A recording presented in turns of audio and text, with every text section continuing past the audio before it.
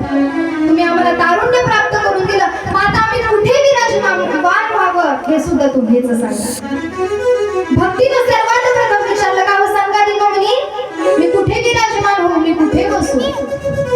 संघाधिकांनी सांगितलंच आहे, भगवत भक्त असतील ना त्यांच्या हृदयामध्ये जाऊन बस. आणि तुमच्या हृदयामध्ये आज भक्तीनं प्रवेश केलेला आहे म्हणून तुम्ही धर्म मंडपापर्यंत येऊन पोहोचला. गोपाल कृष्ण भगवान की जय. भक्ती ही भगवत भक्तांच्या हृदयामध्ये विराजमान झाली. ज्ञानाने विचारलं का हो, मी कुठे बसावं, मी कुठे विराजमान व्हावं?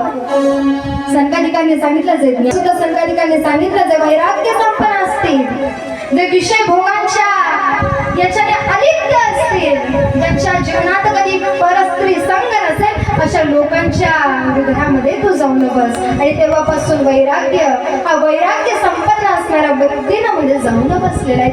तिघांच्या जागा नेमून दिल्या. भागवत कथा ही 7 दिवसांपर्यंत चालली. संघाधिकांनी भागवताचा समारोप केला, आहुत्या दिल्या आणि यज्ञ थांबवलाय. आणि अशा प्रकारे भक्ती ज्ञान वैराग्य यांना कशा प्रकारे चांगले दिवस आले हे भागवतासारखा तारणारा ग्रंथ नाहीये बरं. माता एक कथा आणखी मी तुम्हाला पुढे सांगतो, पण आता संघाधिक पुढे कोणती कथा सांगतात हे ऐकण्यापूर्वी थोडं भजन करूया आणि परत पुन्हा कथेचा प्रारंभ करूया. गोपाल कृष्ण भगवान की जय. कभी राम बन के कभी श्याम बन तुम राम रूप में तुम राम रूप में आना, तुम राम रूप में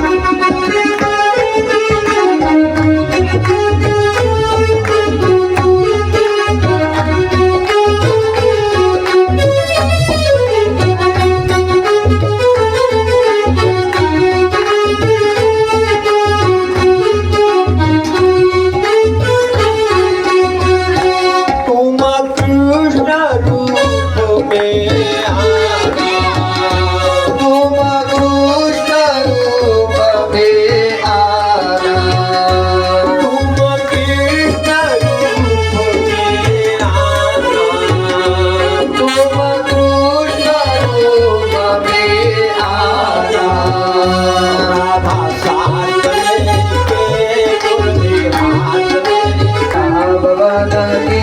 चले आना प्रभु जी चले आना.